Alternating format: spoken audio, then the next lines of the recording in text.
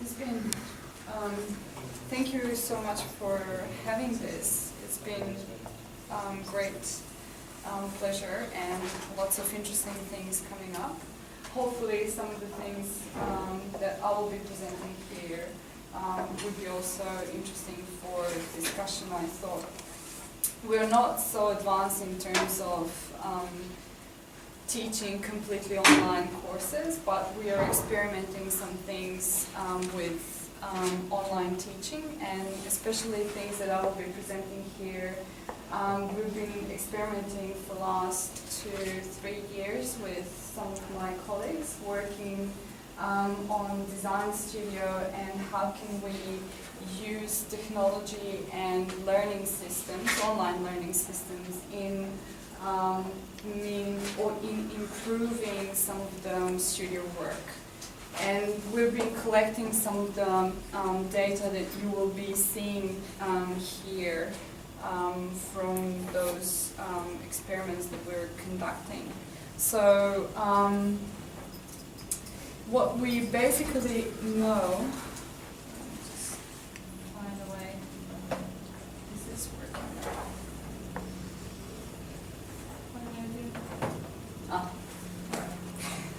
So what we basically know are two things. In studio, provision of feedback is really important, and we also know there's some of the work that learning management systems or online feedback is actually improving the outcomes in studio, because we were discussing on the table a little bit the fact that you have to be careful what you write and how you deliver that feedback to the students.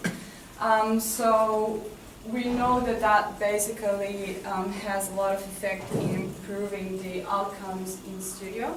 In the same time, we were thinking about blended learning, and blended learning for us is basically combining traditional face-to-face teaching in studio and online learning technologies. However, what we've been thinking is where and how can we actually use these online technologies to support students engaging in the design process rather than just using technologies for the sake of using technology.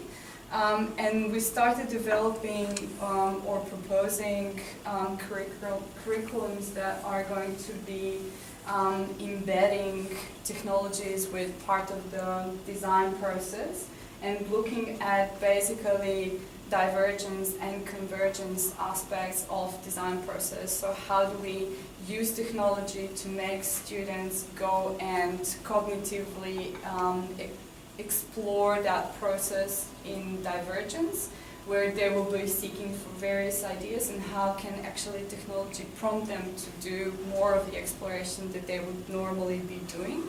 And then in convergence, how do we then use meaningfully technologies? And we've been working on 2 parallel realms, and this is the first year unit, similar to your unit, except that this is just design studio. And this is interdisciplinary unit as well that we were talking about. So we have architecture, landscape architecture, interior architecture, and industrial design in the same unit. And basically what we've been experimenting in this unit is how can we use technology to as part of the feedback process in studio, and how can we use technology to give some of the content as well. So in order to understand how can we support students, basically we need to understand how students do use feedback in studio, and that's probably part of our research in this unit. So while experimenting with various feedbacks, we're also gathering data and analyzing how students are accessing feedback online as well, and that's part of the things that I will be presenting here, as well as to which extent we can actually use technologies and videos. So you will be seeing that we've been looking at how students access videos do they watch whole video, and the relationship between length of the videos as well as, for example, when they're looking at those videos and if they're useful or not.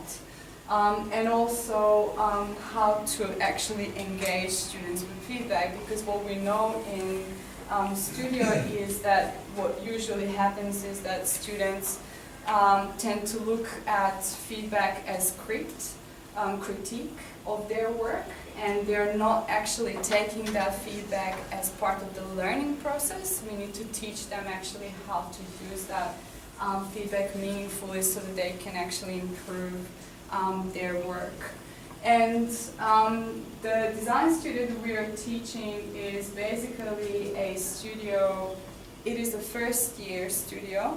So, and because we're not teaching design theories, but we're actually asking students to create their own design practice through going through various projects. It creates a lot of anxiety, and that's something that's been reported in literature anyway. So we need to work with how can we support students in that process as well, and how can we use technology and feedback to help that support.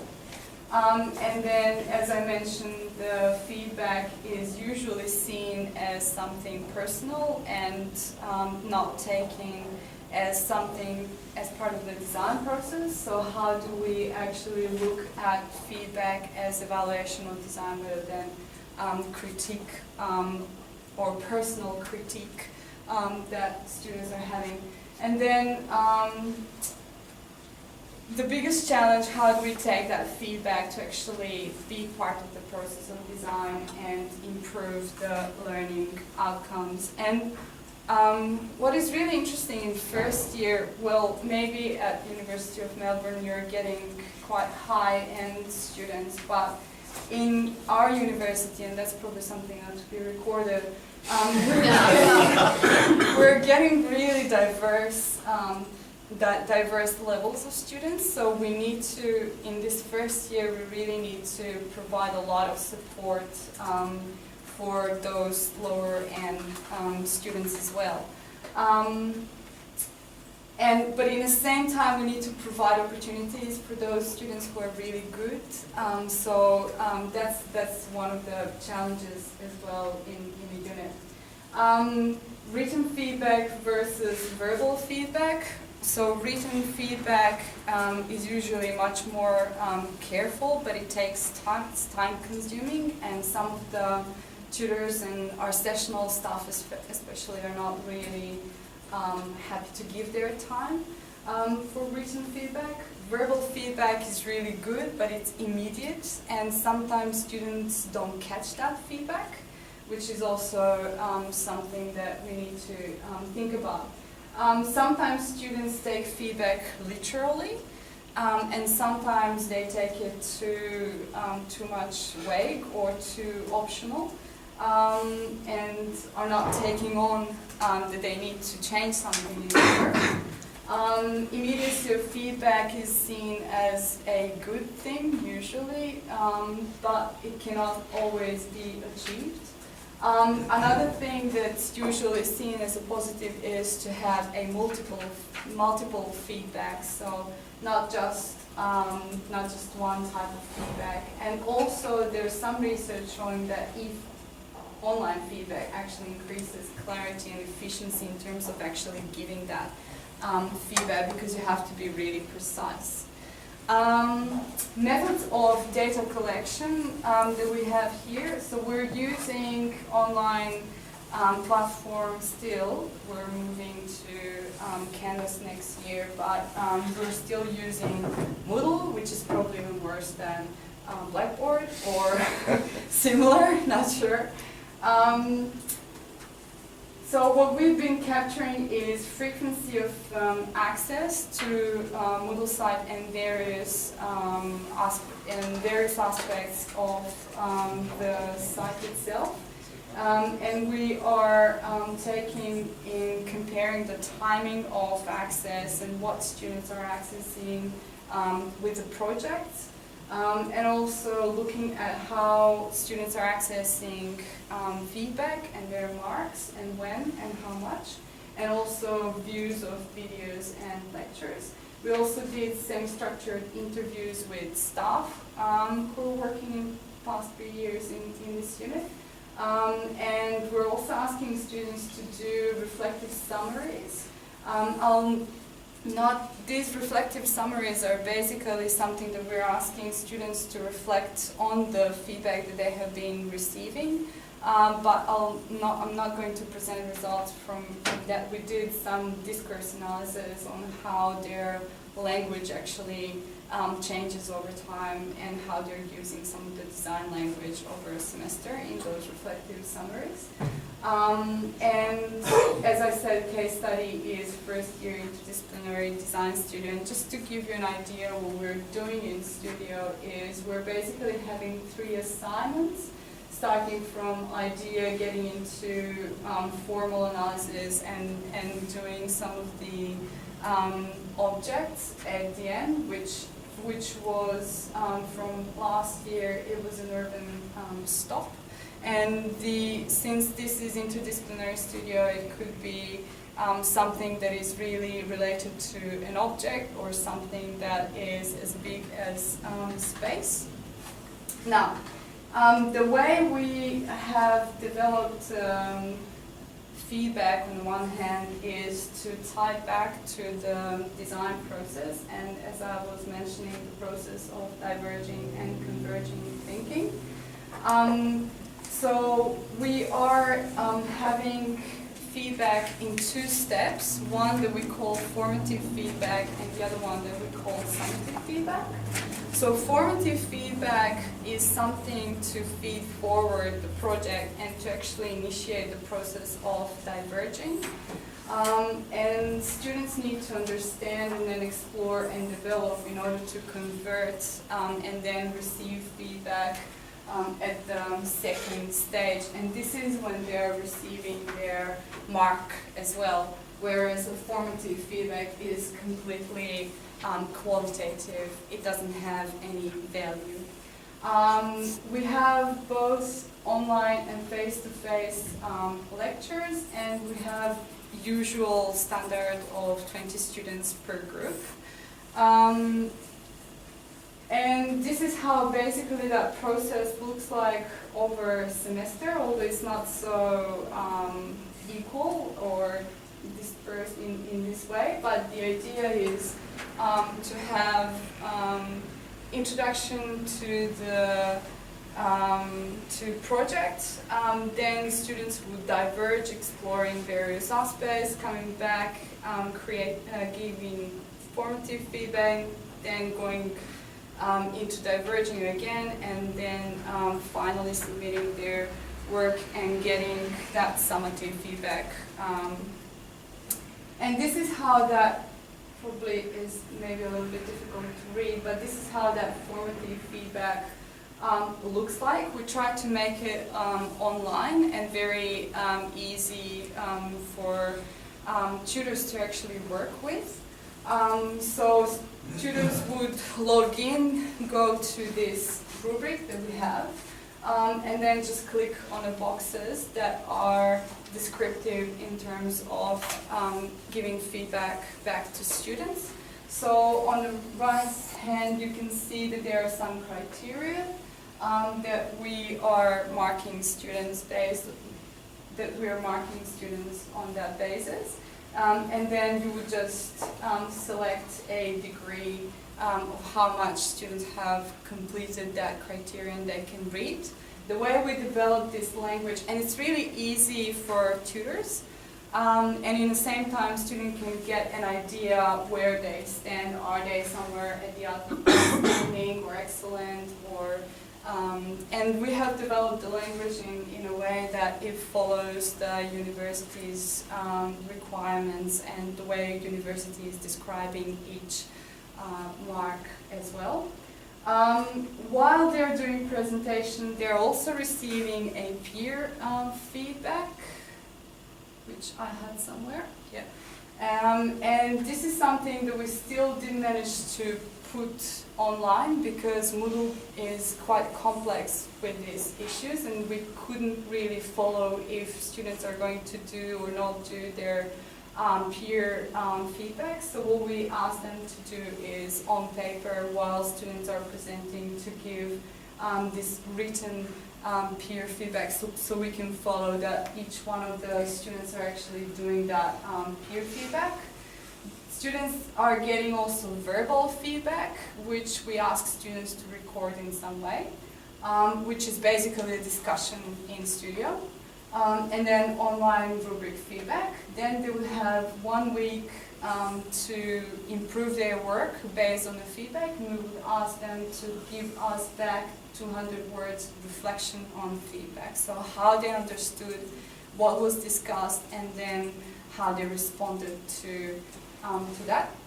And then they will get summative feedback, which basically looks the same as the rubric there, except that it gets a number attached to it, and we will have a small space for written comments from tutors to give back to students. In the same time, as I said, we have in some of the videos as well, and this one that you can see here are basically our previous year students talking about their experience in the studio and what would they say to themselves if they were a year younger. That's basically the video title that you can see here, Students on Design. It's 5 minutes long, and you can see that viewing number is 35% only. And then introduction is basically a video that explains what we're going to do in a unit, which is again only 54% of students viewing. So there is a really low level of access of videos, which is really, really interesting to see students still value that one-to-one, face-to-face kind of interaction. And when we go to other videos that you can see here, which are part of which should be there to help them finish their exercises, we can see that the numbers of viewing are even lower. And you can see the duration of videos as well. Usually 3-minute videos are those that are quite effective, and students do use them. We have 137 students. That was in 2016, but basically that's more or less how we get every year. In terms of viewing instructions on Moodle, this is for the first exercise. For example, A1 was the one that was viewed most.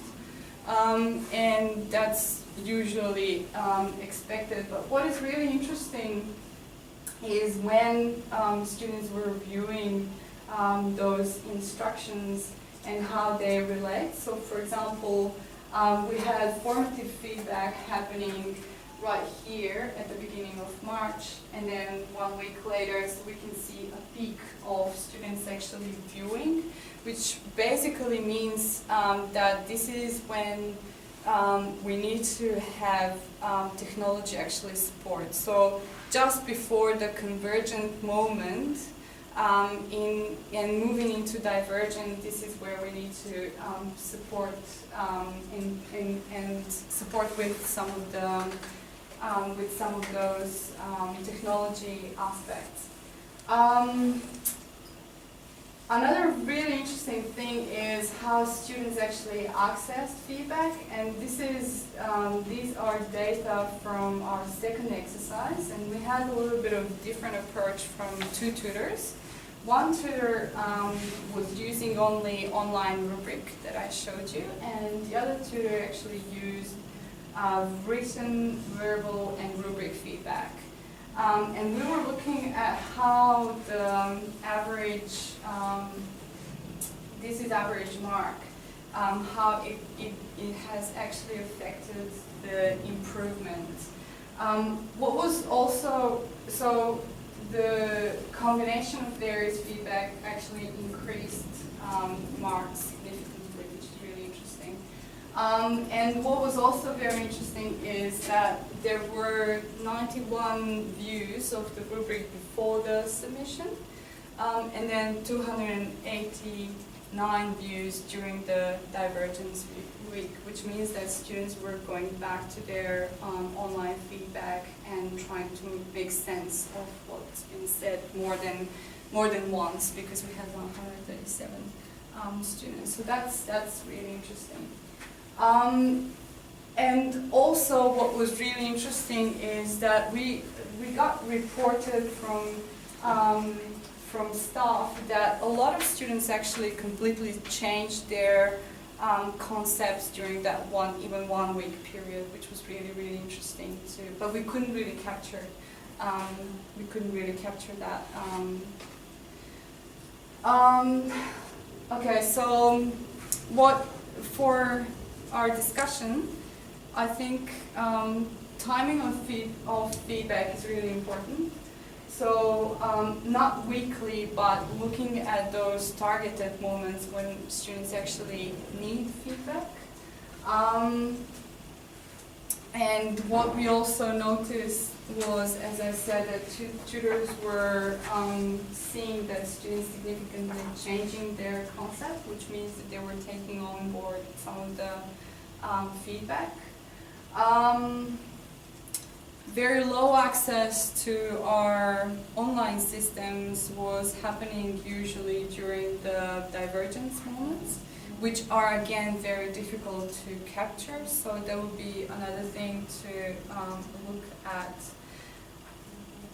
Students' satisfaction has been also very interesting, because what they have been saying to us constantly is that they really don't value the rubric feedback, that online feedback. That they were most interested in that verbal feedback, which was face to face. And the results are actually showing something different. So these are again results from last year and this year. So rubric feedback was one that was ranked lowest, and then that one-to-one sessions, even not only discussion sessions, were ranked highest. So in terms of other questions that we're still developing is actually looking at the efficiency of all different forms of feedback in terms of convergence and divergence processes in studio, and how can they create better quality of work. And how do we actually encourage design process when divergence is actually needed using some of the online tools. Thank you. Hopefully it wasn't too boring. Questions? That's really interesting. As far as the rubrics and the written feedback goes, do you have any data on how many times they are actually accessed? Because I know when we have had written feedback forms like the manual form that has been there for students to collect, often only half the students will even take that away with them. So it'd be interesting to know whether having the analytics through... So we couldn't see if each student has access at least once, but we could capture that it was 280 number of access of to the rubric. But what helped definitely was that reflective submission that they needed to do. So that was part of the requirements. So and we also did a lot of introduction. How do you use feedback? What does the feedback mean? How to take it? How to then use it as part of the design process. Yes. Having the analytics is useful, I guess, but sometimes I'm kind of concerned about how analytics kind of skew the way we think. So I just want to clarify, so is this sort of anecdotally you're looking at the analytics, or was this an actual attempt to try and interpret that properly as almost like a research project to try and figure out what that means? Because a couple of places I was not really quite certain. For example, you sort of say at moments of divergence, there's more uptake or less uptake or whatever of the feedback, and students look at, and but then your divergence moments are divided on a weekly cycle. So how do you then account for the fact that it's not just that they're accessing stuff on Saturdays and that just happens to be the day they access it, and it just happens to fall into your divergence cycle? It's not weekly cycle. As I said, the diagram is not really showing what is happening in terms of time, because it's not really the weekly cycle. It is 3 week, 2 week, 3 week, etc. Periods of cycles. It's not really weekly, and that's why we were capturing this this way. Yeah. And if you are asking if this was part of the research, it was published in journal paper, and we're also preparing some other publications as well. Yeah, no, I was just trying to figure out how you account for the fact that there might not be. But yes, so this is how we're looking at more in terms of weeks, not in terms of days, because this is how we can capture. So these are the submission weeks here, and how it was accessed. And the convergence happens close to those weeks of assessment. Yes. Okay. Melissa, putting aside whether it was face-to-face or online or whatever form the feedback came in, was there a difference between bespoke feedback versus generic, in that they preferred something that's specifically about their project rather than a generic sort of thing? Did you notice any difference there? In terms of verbal feedback, usually verbal feedback tends to be more careful, so that students are, what we try to focus in verbal feedback is more on positive aspects of each of the project. So that's project specific. Yes. Rather than negative things. And also what we try to do is not giving them specific feedback that they can just follow. So when we're suggesting a change, at least we have 2 ways of changing. So at least that students need to select a road. If they're too lazy, select a way to move forward. But ideally they will find a 3rd way, because that's what. So you sort of trained your tutors to do that? Okay, because I know just from my previous experience of teaching first years, and I don't know whether other people have that experience, that it's almost the quality of the student that determines the feedback. The really poor ones, you will almost tell them what to do, and the good ones you can discuss more. Well, we try to move away from telling them what to do, rather showing them examples of good work. But yes, it's another, With the quality feedback, use of the rubric makes it a lot more formalised process. Have you found when you're indicating the students are performing a certain band at that point, they submit the work and perhaps have dropped below that point? Has that become an issue, that they're reading that as a true indication of what outcome will be with the result? Yes, there were instances in which, for example, if you compare students' work in formative feedback, they changed their work and it went backwards. It happens. Yes, because they changed the work, but they can understand that because they did that change, it didn't really work. So we didn't have any complaints, if that's what you're asking, but we did have examples in which you would go and say, oh, I wish you didn't change. One more question, yep. Just again on the rubric side. So with the rubric, was that just more for feedback, or was it, and was the mark, did they get the mark as well? Yes. So the summative feedback rubric is linked with the mark. Okay, so do they have a formative rubric as well?